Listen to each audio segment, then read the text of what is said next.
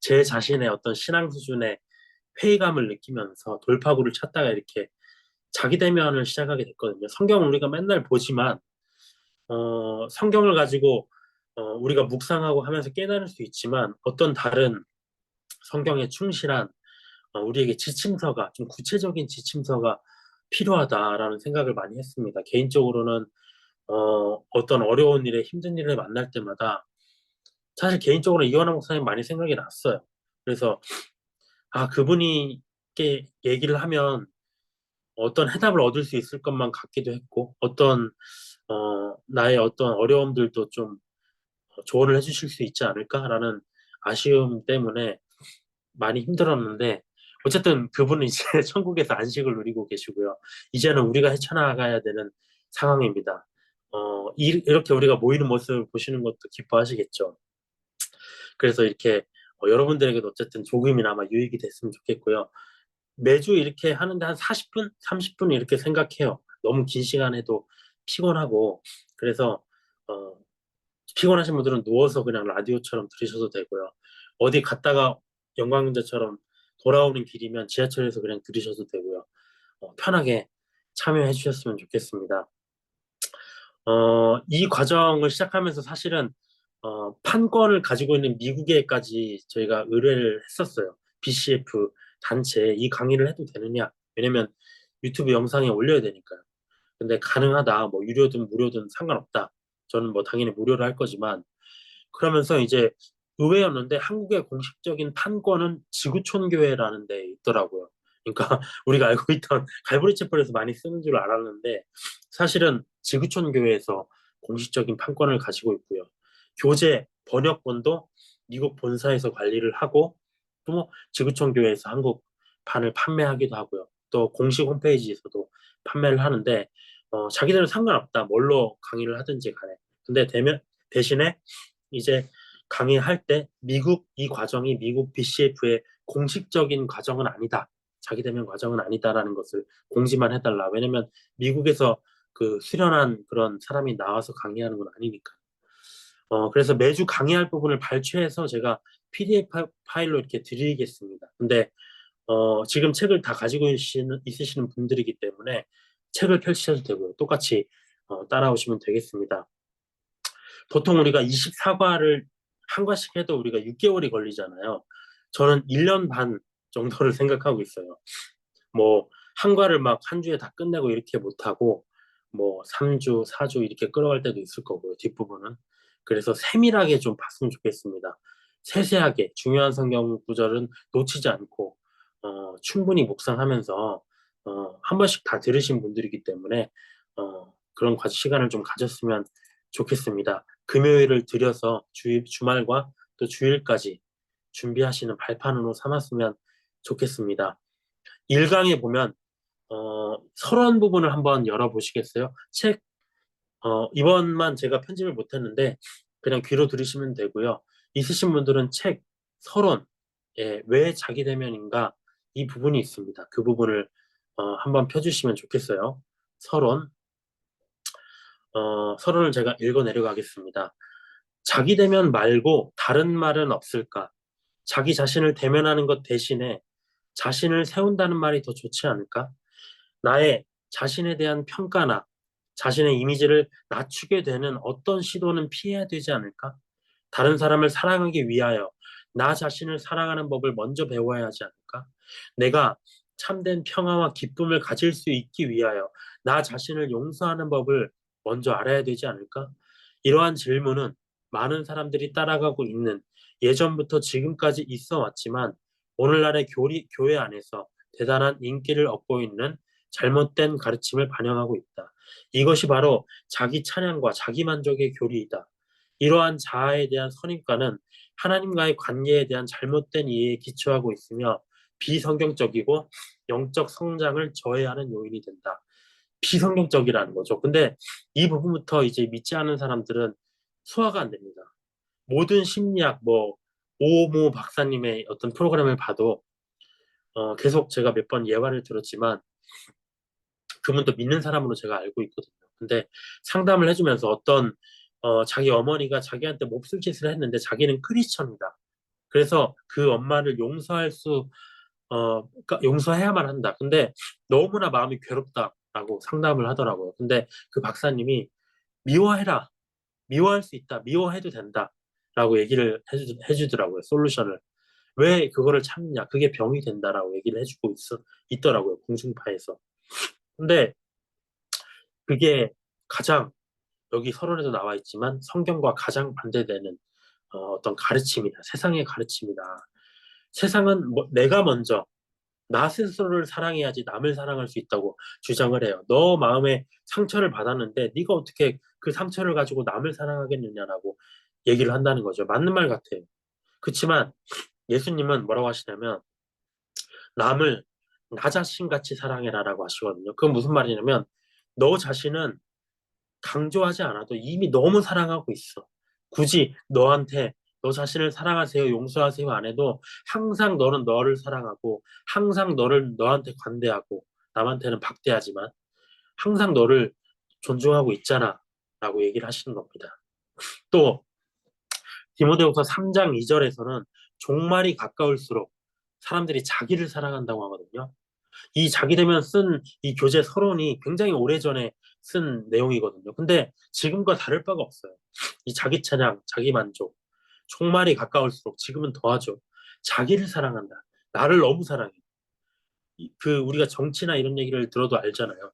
어떤 옛날에는 정의나 대의나 어떤 예의와 이런 상도덕과 이런 범주 내에서 나라들이 서로를 보듬고 또 강대국은 약소국을 지켜주고 어떤 이러한 이치 속에서 또 세상 사람들의 관계 속에서도 내가 약자를 지키고 보호하고 이런 것에서 자기의 만족감을 얻고 이런 게 사실 풍조였어요. 근데 요즘에는 자기의 이익으로만 움직인다는 거죠. 이익이 없으면 저도 회사 생활하면서 그런 것 같아요. MG거든요, 저도. 나이가 많이 먹었지만 여러분들도 다 MG예요. MG 세대의 특징이 뭐냐면 옛날에 안 그랬잖아요. 야, 돈 안 줘도 초과근무 수당 이런 거 안 줘도 열정으로 하는 거야 라고 얘기했을 때 다 따라온단 말이죠. 근데 지금은 절대 안 그래요. 조그마한 거 하나라도 내한테 이익이 없으면 절대 베풀지 않는다는 거죠. 내가 왜 도와줘야 되죠? 저는 칼같이 6시에 퇴근하겠습니다. 그게 바로 전데요. 어쨌든 이익으로만 움직이는 세상이 돼버렸다는 겁니다. 두 번째, 나 자신을 용서해야지 남을 용서할 수 있는 거야. 근데 이 말, 나 자신을 용서하면 정말 평안과 기쁨이 찾아오나요? 그런 경험이 있으신가요? 범수야, 너 정말 고생 많았어. 너 용서해. 너 죄 지었지만 용서해. 그럼 기쁨이 찾아오나요? 우리에게 그렇게 찾아왔나요? 공허한 선언일 뿐이라는 거죠. 자기 합리화예요. 그냥 너 괜찮아, 너 괜찮아. 평안과 기쁨이 없습니다. 항상. 왜냐하면 상황이 바뀌지 않기 때문에. 영적으로 말하면 우리가 아담 시대에 이제 선악과를 먹고 모든 세상에 죄가 퍼졌잖아요. 다 죄인이란 말이죠. 근데 그 죄인인 내가 나의 죄를 용서한다. 셀프로 그런 권세가 주어지지 않았다는 것입니다. 다시 교재로 이제 들어가 보면 자기 찬양과 자기 만족은 호된 결과를 가져온다. 항상 자신에게 초점을 맞추는 것. 이건 뭐냐면 하나님처럼 되려고 하는 것이라고 합니다. 사탄이 타락하게 된 원인이었으며 땅 위에서의 첫 번째 유혹의 기반이었다라고 돼 있습니다. 자기 찬양과 자기 만족의 시도는 주 예수 그리스도께 대한 사단의 실패한 유혹의 초점이었다. 자기 찬양과 자기 만족은 이 말세 때 사람들은 자기를 사랑한다고 성경이 예언한 바와 같이 최고조에 이른다고 합니다. 자기 자신에게 초점을 맞춘다는 게 뭘까요? 내 욕망에 사실 집중한다는 거거든요. 그러니까 그 욕망이 뭐냐면 내 한계 이상의 존재가 되고 싶어 한다는 거죠. 하나님처럼까지. 하나님까지. 아, 내가 이걸 못해. 나 이것도 열심히 공부해서 이걸 해낼 거야. 항상 사람은 그 위에 걸 자기 이상을 추구하잖아요. 근데 이게 교만이라는 겁니다. 내 욕망이라는 그것이. 이사에서 14장 13절을 한번 찾아보도록 하겠습니다. 성경책도 같이 준비해 주시면 좋을 것 같습니다. 이사에서 14장 13절 함께 각자 있는 자리에서 읽으셨으면 좋겠습니다. 이사에서 14장 13절에 보면 네가 네 마음에 이르기를 내가 하늘에 올라서 하나님의 뭇별 모든 별 위에 내 자리를 높이리라. 내가 북극 지폐의 산 위에 앉으리라. 가장 높은 구름에 올라가 지극히 높은 이와 같아지리라 하는도다. 사탄, 높아지고 싶은 마음. 사탄은 처음에 하나님을 찬양하는 천사였어요. 찬양의 천사. 얼마나 귀한 일을 했습니까? 근데 그 위치에 만족하지 못했다는 거죠. 더 높아져야 돼, 더 높아져야 돼. 더 찬양하는 천사라면 천사장이 돼야 되고, 천사장이 되었다면 군단의 장이 돼야 되고, 그 위에까지 가다 보니까 하나님처럼 돼야지, 보좌 위까지 내가 넘봐야지라고 생각을 한 겁니다. 천사의 위치에 만족하지 못했다. 자기 욕망에 집중하게 되니까 타락을 해버렸다는 거죠. 이것이 하늘에서 일어난 타락이었습니다. 근데 땅에서 일어난 타락은 무엇인가? 사탄이 끌고 왔어요. 땅에 떨어진 사탄이 끌고 온 타락은 무엇인가? 창세기 3장 5절을 한번 보도록 하겠습니다. 창세기 3장 5절을 한번 보도록 하겠습니다. 앞부분에 있는데요. 네, 제가 읽겠습니다. 너희가 그것을 먹는 날에는 너희 눈이 밝아져 하나님과 같이 되어 선악을 알 줄 하나님이 아심이니라. 여자가 그 나무를 본즉 먹음직도 하고 보암직도 하고 지혜롭게 할 만큼 탐스럽기도 한 나무인지라. 여자가 그 열매를 따먹고 자기와 함께 있는 남편에게 주매 그도 먹은지라. 자기만 먹지. 나쁜 것은 항상 죄는 전염이 됩니다. 사람이 아까 천사는 사탄은 하나님을 찬양하는 완벽한 직분이 있었다면 사람이라는 존재는 뭐냐면 천사보다 위죠. 하나님이 창조하신 피조물 중에 가장 완벽한 가장 귀한 피조물이었습니다. 온 세상의 주인이었어요. 그런데 그가 이 사탄의 타락한 사탄의 유혹을 따라서 먹음직하고 보암직하고 지혜롭게 할 만큼 탐스러운 열매를 먹고 싶은 자기 욕망에 집중했다는 거죠. 욕망이 문제예요. 욕망. 뭔가 더 해야 되겠다는 욕망이 문제입니다. 타락하게 됐습니다. 사탄과 하와의 타락의 공통점이 뭐냐? 자기가 집중한 그 욕망이 욕망으로 그치는 게 아니라 하나님과 관련된 영적인 문제로 변질돼 버렸다는 거죠. 그러니까 내가 육신적인 뭔가를 욕망하면 그것이 하나님을 대적하고 있는 것이다 라는 겁니다. 그게 감정이든 무엇이든 간에. 다시 본문으로 돌아와 보면 성경은 자기 자신을 기쁘게 하거나 높이는 것 대신에 자기 자신을 살펴보고 대면하고입니다. 겸손하라고 말한다. 여기서 살펴보다 대면한다는 건 뭐냐면 아까 자기한테 집중하지 말라고 그랬잖아요. 자기 욕망에 집중한다는 말이 아닙니다. 이건 뭐냐면 네가 비성경적으로 살고 있지 않은지 네 상태를 한번 점검해 봐라 라고 얘기를 하는 겁니다. 욕망에 집중하라는 게 아니라 겸손하라고 하죠. 교만의 선봉은 패망일 뿐이다라고 얘기를 합니다. 이 말을 저는 와닿지가 않았었어요, 사실. 교만은 저하고 굉장히 거리가 멀다고 생각했습니다. 왜냐, 저는 항상 자존감이 낮은 사람이었거든요. 예수님을 믿고도 뭐 마찬가지였고, 난 죄인이다. 우리 교회 성도들이 다 그랬었잖아요. 어떤 예수님을 믿고 기쁨을 누리기보다도 그냥 넌 항상 죄인, 난 항상 죄인, 난 부족한 죄인. 그렇기 때문에 난 교만이 없어 라고 확신을 했었습니다. 근데 최근에 이러한 교만이 저한테서 나타나고 있었더라고요. 그 증상이 뭐냐면 나 빼고 다 잘못하는 것 같아요. 나 빼고 나를 제외한 이 지구상의 모든 존재들은 다 잘못하고 있는 것처럼 보였습니다. 근데 내 삶은 더 개차반이었거든요. 성경 말씀을 설교하면서도 나를 향해야 되잖아요. 자기 대변은 나잖아요. 근데 남을 찌르는 폭력의 도구가 되었다는 거죠. 사역을 한다는 거 얼마나 귀한 일입니까? 우리가 사역을 하면서도 아까 어떤 형제 얘기를 했지만 정말 풍족하게 감사하게 우리가 누구를 돕고 싶으면 돕고 우리가 어떤 걸 먹고 싶으면 교제하고 싶으면 무엇을 할 수 있을 만큼 다 풍족하게 재정이 채워지고 모든 여건이 편안하게 우리가 신앙생활을 할 수 있도록 갖추어졌습니다. 근데 사역을 하면서도 저는 어떤 마음이 들냐면 내가 주님을 위해서 지금 해줍니다. 주님, 나한테 감사하시죠? 고마우시죠? 이런 마음이 저한테 있었던 것 같아요. 그래서 제 아이가 이제 조금 발달이 느렸거든요. 그래서 재활병원에 들어갔습니다. 근데 그게 첫 번째 사인이었던 것 같아요. 그때 알아챘어야 되죠. 근데 처음에는 당황했습니다. 아, 재활병원에 내 아이가 간다고? 근데 익숙해져 버렸어요. 회개가 안 나와요. 아, 거기 가서 좋게 발달하면 더 좋은 일이지 뭐.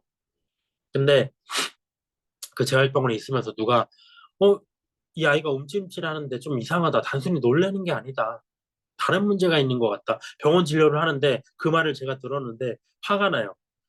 아, 정말 죄송하지만 당신 아이가 장애인이라서 다 모든 사람이 장애인으로 보이시나 보다. 내 아이는 아닙니다. 아유, 정말 저는 여기 있는 것만도 좀 힘든데 무슨 그렇게 귀찮게. 근데 이제 가보기로 하고 연세 세브란스 병원에 가벼운 마음으로 외래 진료했어요. 그날 가면서도 예약이 또 어렵다고 하는데 금방 잡혔어요. 희한하게. 근데 가면서도 거기 호떡이 맛있다고 아내가 해가지고 호떡을 먹어야 되겠다. 호떡 얘기만 해서 가면서 호떡을 사가지고 뭐 지금 먹을래 아니면 끝나고 먹을래 그것만 생각하고 갔어요. 근데 진료를 딱 했는데 의사가 그냥 딱 보더니 심각한 얼굴로 그냥 오늘 당장 입원하세요. 모든 검사 다 해야 됩니다. 이러는 거예요. 근데 뭐 어리둥절한 거야. 뭐 무슨 얘기하는 거냐. 근데 지금 내 아이는 지금 병원에 있고 들어가야 되는데 거기 퇴원해야 되고 지금 당장 검사해야 된다. 병실에 이제 바로 올라갔어요. 그 뭐 기다릴 틈도 없이 바로 올라갔는데 거기에 있는 재활병원에 있는 애들이랑 달라요. 생사를 걸었어. 다 머리 깎고 있고요. 아이들인데 소아병동이니까 죽어요. 죽고 살고 하는 문제를 가진 아이들이 있는데 그 틈바구니에 왜 내 아이가 내가 왜 여기 있어야 되지? 그 병실에 딱 들어갔는데 시계에 예수라는 글자가 적혀 있어요. 시계에 예수만 적혀 있어요. 그걸 보는데 원망이 나오더라고요. 아, 예수? 회개가 안 나옵니다. 근데 이게 분명히 의사의 오진인데 귀찮고 짜증나고 뭐 나는 나름대로 열심히 신앙생활을 했는데 왜 이런 상황으로 하나님이 갚아주실까? 정말 원망스럽더라고요. 근데 그 다음날에 이제 의사가 뇌파 검사를 했어요. 입원한 당일에. 그리고 회진을 다음날 도는데 의사가 저만 있었거든요. 감기 진단하는 줄 알았어요. 제가 지금 감기 걸려 그때 스트레스 받아가지고 감기에 걸려버렸는데 감기 얘기하는 줄 알았어요. 아, 이 아이 뇌전증입니다. 얘기를 하더라고요. 그때까지만 해도 뭐라고 하냐면 제가 주님하고 얘기한 게 있었는데 지금 제가 전도사 시절부터 사역을 시작할 때 제가 가족 건강 문제가 오면 못합니다. 저 신경 못 씁니다. 다 때려칠 겁니다. 근데 이렇게 갚아주시나요? 악심이 막 올라와요. 뇌전증 이것도 오진이야. 어제 뇌파 검사도 잘못한 것 같아. 근데 이제 다음날 아내와 교대를 하고요. 이제 저는 이제 사무실 나와 있는데 아내가 계속 이제 전화를 해주더라고요. 의사가 다음날 또 회진이 왔는데 이번에는 뭐라고 하냐면 뇌전증 이 원인이 신경모 세포종이다. 확실할 것 같다라는 소견을 내놓다고 얘기를 했다는 거예요. 제가 찾아봤어요. 소아암, 소아암이에요. 가장 예후가 좋지 않은 소아암. 어, 그러면서 이제 초음파를 그날 찍어야 되는데 전신 초음파 이거 찍어보고 결과 나오면 퇴원 못하고 바로 항암이나 어떤 치료 들어가야 됩니다. 근데 은혜가 이제 그 아내가 거기 초음파를 들어갔는데 의사가 막 그 초음파로 어떤 사이즈를 막 재더래. 그 얘기를 저한테 해주는데 그때 그때 눈물이 나오더라고요. 그때 나오더라고요. 회개가. 여러 가지 잘못했던 일들 다 떠올라요. 어, 다 떠올라. 모든 것들이 다. 그래서 종양만 안 했으면 좋겠다. 암만 아니었으면 좋겠다. 사무실에 그 전날 날을 새가지고 자려고 누웠는데 눈물만 계속 나오고 사무실에 있어야 될지도 모르겠고 기도가 안 나와요. 뭘 기도해야 될지를 모르겠어. 주기도문만 외웠습니다. 주기도문만 했어요. 어떤 서원도 드렸어요. 얘만 살려주시면. 근데 극적으로 이제 그 결과가 나왔는데 조약은 아니다. 그리고 소견을 듣고 퇴원했어요. 그 얘기를 들으니 감사가 나오더라고요. 이제. 감사. 와, 뇌전증 이때도 좀 머리가 아팠었는데 그거는 생각도 안 나고 감사. 그래서 이제 아내 태우고 퇴원하면서 계속 감사에 대한 얘기만 하는데 제가 성경을 공부하고 맨날 설교를 준비하니까 내 마음이 이렇게 교만하고 완악한 줄을 몰랐다는 거죠. 내 상태를 잘한다고 생각하잖아요, 사람들이. 실상이 그렇지가 않습니다. 내 상태는 누군가에게 물어봐야 돼요. 제가 이 일이 있기 직전에 이제 교회 카톡방에다가 제가 아까 말했듯이 어떠한 다른 사람들의 잘못들에 대해서 어, 다 얘기를 했었어요. 다 어떤 장문으로 저 혼자만의 광란의 카톡질이었던 것 같아요. 계속 분노가 꺼지질 않았어. 월요일, 화요일, 수요일 계속 장문의 카톡을 보내면서 이런 식으로 할 거면 교회 없앱시다. 여러분들의 기쁨조차도 느껴지지 않는데 여러분들의 신앙생활이 엉망인데 이거는 의미가 없다. 라는 카톡을 계속 내려주면서 마음에는 불이 났는데 그 불의 원인이 뭐냐면 저였다는 거죠. 제 자신. 다 잘 되고 있는데 내 자신의 신앙생활이 온전치 못하니까 모든 것들이 다 무너지기 시작했습니다. 주님이 저를 깨우치려고 아이를 든 것 같아요. 저는 어, 제가 아이를 낳고도 아버지로서 만약에 아이가 아프면 내가 누구는 자기 간을 떼주고 한다는데 내가 그렇게 할 수 있을까? 의문이었어요. 저는 항상. 아, 나는 내가 아프니까. 아, 나는 내가 건강해야지. 아이한테 그렇게 못할 것 같은데 무서워서. 근데 아니더라고. 이게 아이가 아프니까 그냥 모든 것들이 그냥 내가 죽을 수도 있겠다. 내가 모든 거를 다 사지가 내 절단이 되더라도 나는 그냥 다 줄 수 있겠다라는 생각이 들면서 주님이 예수님을 위해서 예수님을 그런 독생자를 바치셨다는 느낌까지도 다 느껴지더라고요. 와, 이게 정말 아직도 뭐 그 문제가 지금 해결되지는 않았지만 다시 본문으로 이제 들어가 보면 서론이 좀 길었습니다. 당신은 반드시 이렇게 해야 한다고 합니다. 어떻게? 앞에서 나왔지만 자기 자신을 대면해야 된다는 거죠. 겸손하게. 겸손하게. 자기 자신의 욕망에 집중하지 말고 높이지 말고. 왜냐?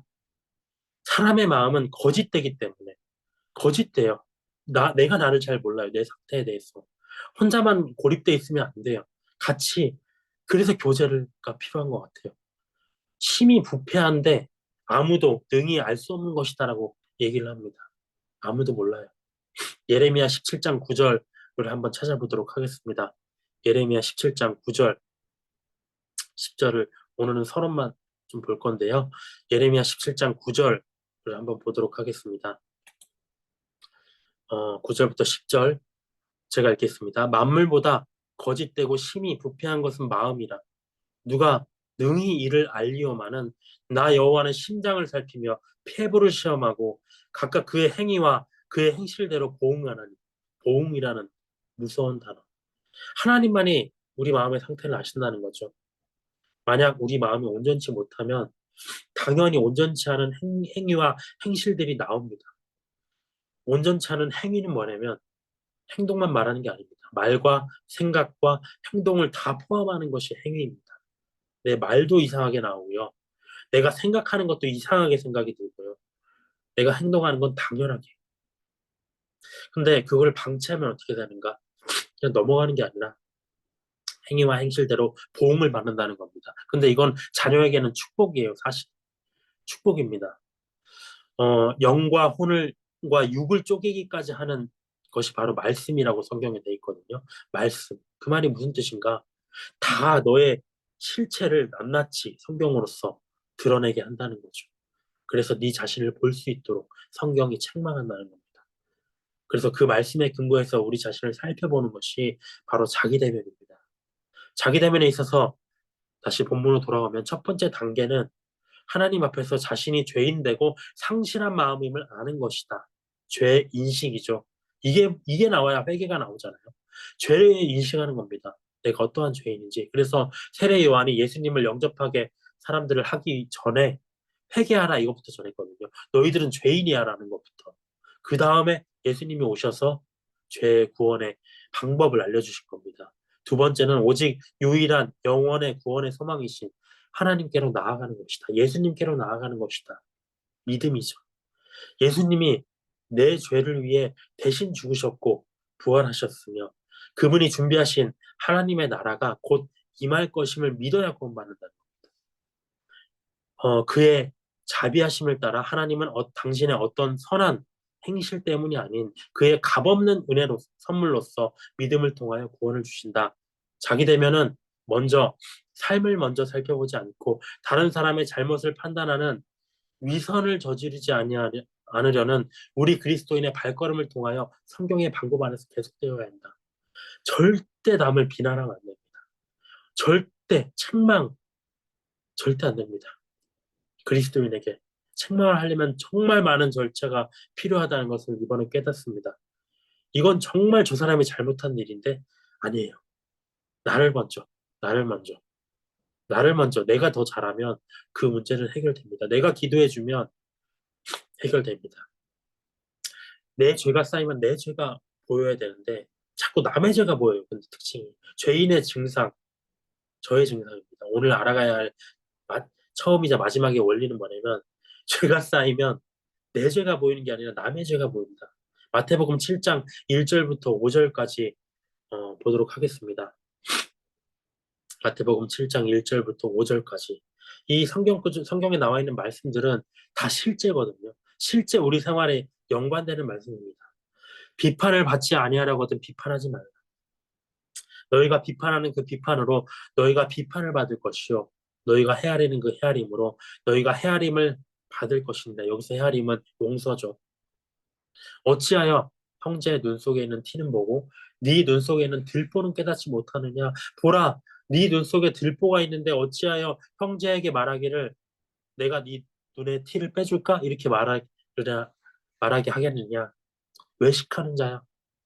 네가 네 눈 속에서 들보를 빼라. 그 후에야 밝히 보고 형제의 눈 속에서 티를 빼리라. 내 들보부터 빼야 됩니다. 나에게 들보 같은 큰 죄가 있을 때 자꾸 남의 티 같은 작은 증상이 죄가 보인다는 거죠. 성경적 자기대면은 이 성경 말씀을 남에게 대입하는 게 아니라 나를 대면하기 위해서 하는 과정입니다. 무엇보다도 중요한 건 무엇이냐? 자기대면은 하나님의 말씀을 따라서 이루어져야 할 것이다. 말씀에 근거한다는 거죠. 제가 성경대학 과정을 하면서 어떤 교수님들은 성경적 상담이다라고 타이틀을 걸고 그 책 표지에도 성경만이 답이다라고 하는데 강의에 들어가 보면 성경 구절을 하나도 언급을 안 하시는 상담이 있었습니다. 이것도 비판이 될 수 있는데 어, 그건 아니잖아요. 성경적 상담이 말씀을 따라서 이루어진다. 왜? 말씀만이 우리의 영과 혼과 육을 쪼갤 수 있기 때문에 드러낼 수 있기 때문에 디모데후서 3장 16절에 보면 이렇게 돼 있습니다. 모든 성경은 하나님의 감동, 영입니다. 우리도 영으로 창조됐지만 영적인 것이라는 거예요. 그냥 불교 경전과 같이 사람이 만든 책이 아니라 좋은 소설가가 쓴 책이 아니라 능력의 말씀이라는 겁니다. 그것으로 된 것으로 교훈이라는 거는 좋은 지침이죠. 삶의 표준 지침을 주신다는 겁니다. 이렇게 해야 너 잘 될 거야. 이렇게 하면 안 될 거야. 교훈을 주십니다. 근데 그게 안 되면 그 지침대로 살지 않으면 책망을 주신다는 거죠. 책망. 그 후에는 어떻게 됩니까? 책망을 받으면 다시 바르게 돼요. 저 좀 바르게 된 것 같지 않나요? 많이 가난한 심령 속에서 바르게 돼가고 있다고 믿습니다.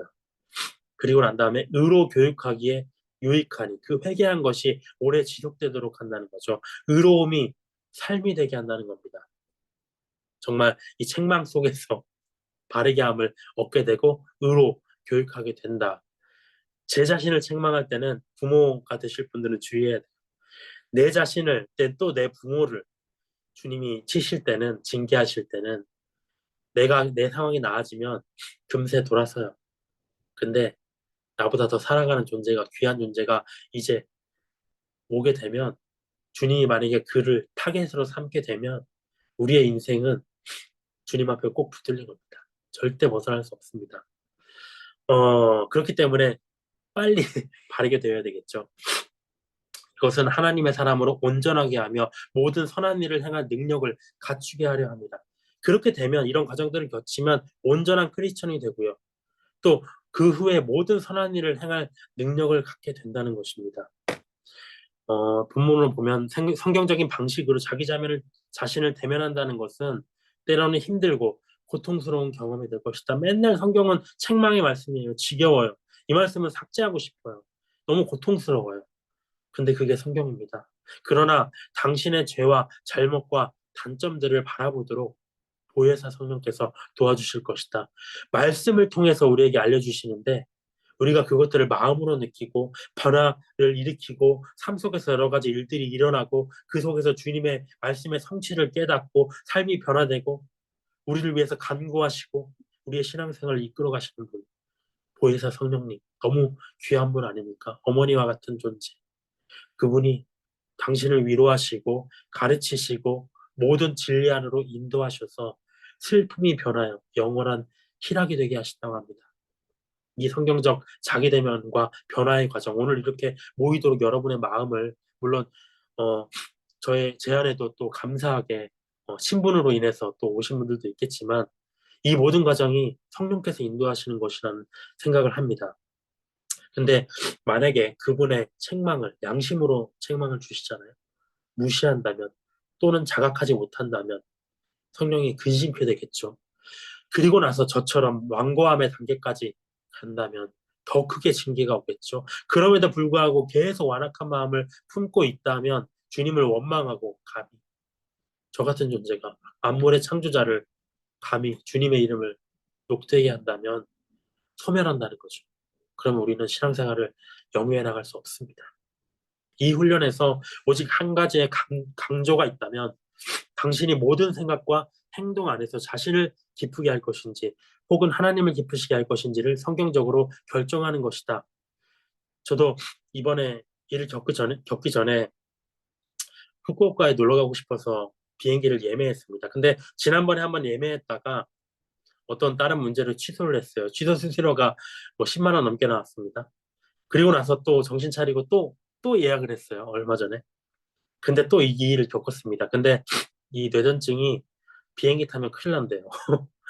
그리고 그 얘기를 들어서 듣고 바로 또 취소했어요. 나를 기쁘게 위한 삶, 이제는 용납 안 하시는 것 같아요.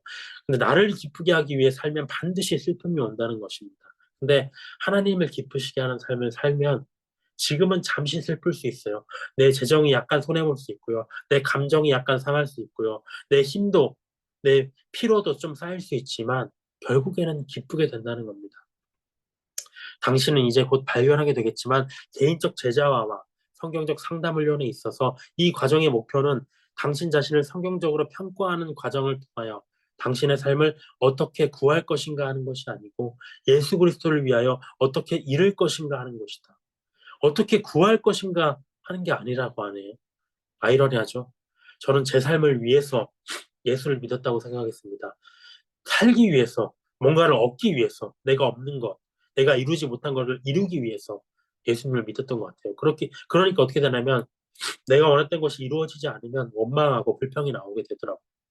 근데 신앙생활이라는 것, 성경적인 자기대면이라는 것은, 신앙이라는 것은, 예수님을 믿는다는 것은 죽는 것이라는 겁니다. 잃는 것이라. 어떤 것을 우리가 잃었을까요? 어떤 것이 죽을 만큼 고통을 겪었을까요?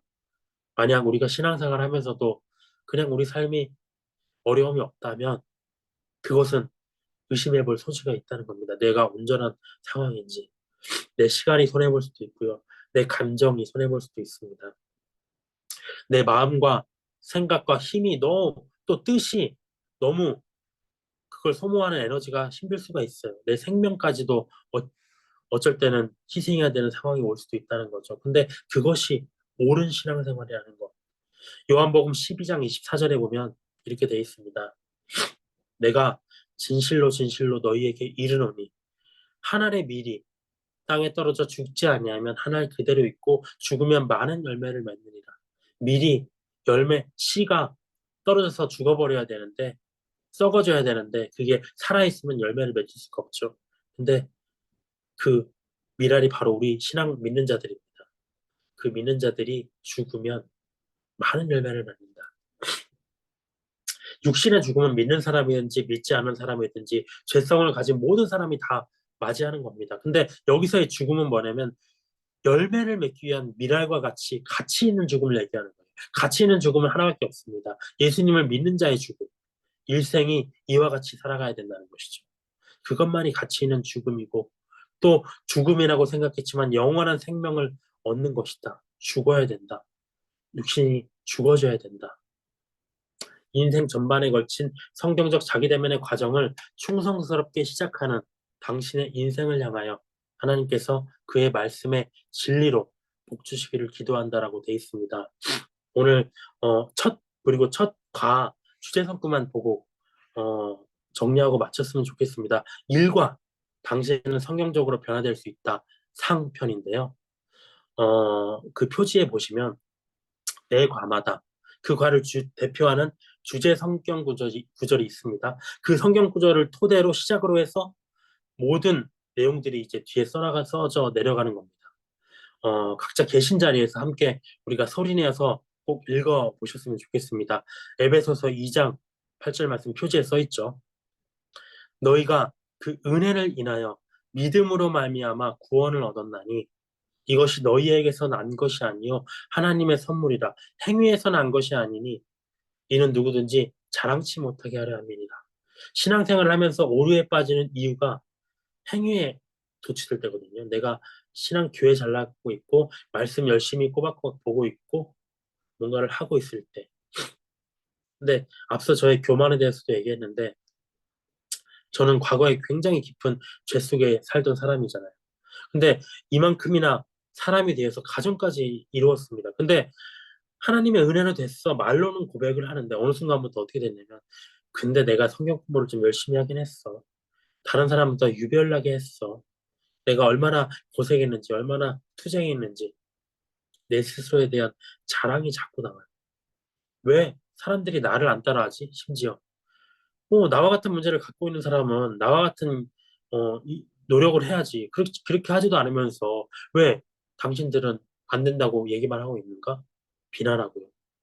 마치 느부갓네살 왕, 바벨론 그 왕이 내가 이 모든 것을 다 이루었다.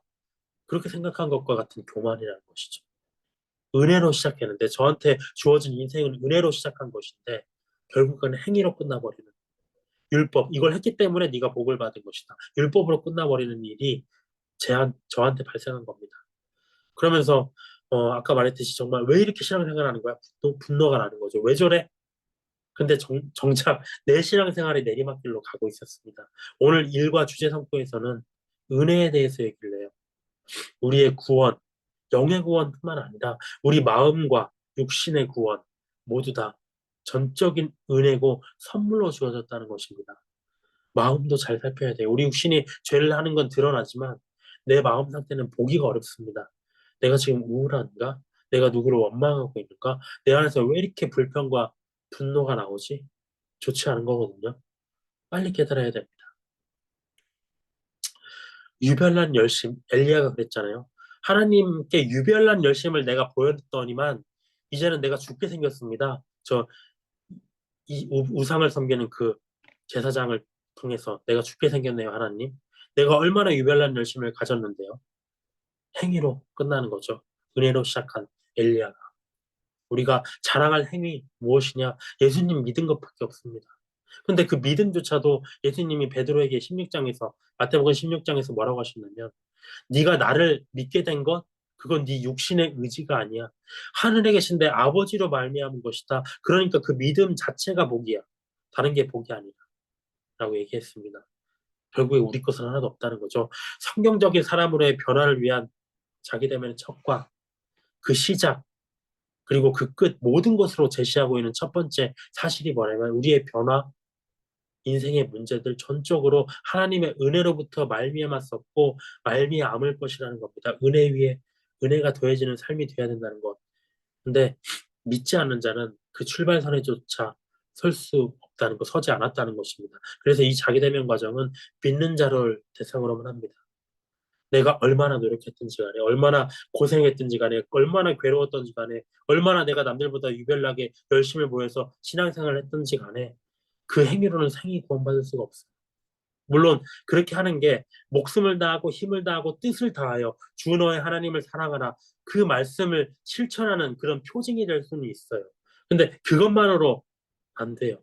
우리의 구원과 변화의 시작은 예수님에 대한 믿음 그리고 그 믿음에서 주어지는 은혜로만 얻을 수 있습니다. 은혜. 이 말씀이 살아서 우리에게 오기를 바랍니다. 은혜.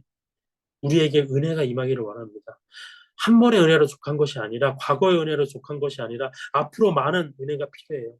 지금 임신한 자도 있지만 임신한 자는 출산하면 아이가 건강하게 자라기를, 그 아이가 건강하게 자라기를 넘어서서 하나님을 믿는 아이로 자라기를, 또 외국에 나와 있는 형제도 있습니다. 아무 무탈하기를, 오늘의 비행기가 뜨고 내리고 또 오가는 과정 속에서 어떠한 문제가 발생하지 않기를, 타지에 외롭게 생활하고 있는데 마음속에 주님의 사랑이 늘 가득 차기를, 주님의 어, 은혜가 늘 가득 차기를, 또 저와 같이 고난을 겪고 있는 또 사람들에게는 또 주님의 은혜가 끊어지지 않기를, 또 결혼을 바라고 있는 형제가 있다면, 또 그럼에도 불구하고 인생이 잘 풀리지 않는 형제가 있다면, 그 인생 안에 주님, 과거에 저는 주님을 믿었는데 주님의 은혜를 경험했는데 왜 지금은 주님의 은혜가 임하지 않는 것 같을까요? 라고 얘기가 나오지 않도록 더 은혜를 부어주시라고 주님께 간구하고 싶습니다. 다음 주부터는 우리가 본격적으로 이 성경적 변화를 위한 자기대면 과정과 관련된 성구들을 차근차근 살펴보겠습니다. 말씀하셨듯이 1년 반이 걸릴지 2년이 걸릴지는 몰라요. 근데 시간에 쫓겨 할 필요 없을 것 같아요. 그냥 천천히 주님의 은혜로 했으면 좋겠습니다. 기도로 이 시간 마치도록 하겠습니다. 주님, 이렇게 귀한 시간을 허락해 주심에 감사드립니다. 제가 무엇이간데 이런 귀한 형제들과 함께 교제를 할 수 있게 해주셨는지요.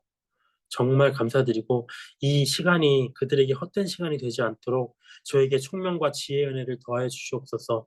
또 말씀을 듣는 자에게 저에게 부족함이 있었을지라도 그 각자에게 필요한 말씀이 와닿아질 수 있도록 성령께서 역사해 주시옵소서. 주님, 우리의 삶에 많은 고난들이 찾아옵니다. 예기치 못한 많은 일들이 우리를 공격하고 많은 시험들이 다가오고 많은 유혹들이 다가옵니다. 주님이 금요일에 그렇지만 이 금요일에 주님의 말씀 안에서 살고자 모인 이 우리 성도들을 기억하여 주시옵소서. 우리의 이 작은 열정을, 주님의 사랑을 향한 작은 열정을 기억하여 주시옵소서. 이 노력들로 무엇이 이루어진다는 것이 아니라 주님을 더욱더 사랑하고자 하는 이 모임을 축복하시고 그 가운데에서 은혜가 더해지길 원합니다. 필요한 은혜와 그 은혜 위에 은혜를 충만히 우리에게 부어 주시옵소서.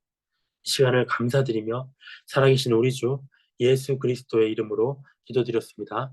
아멘.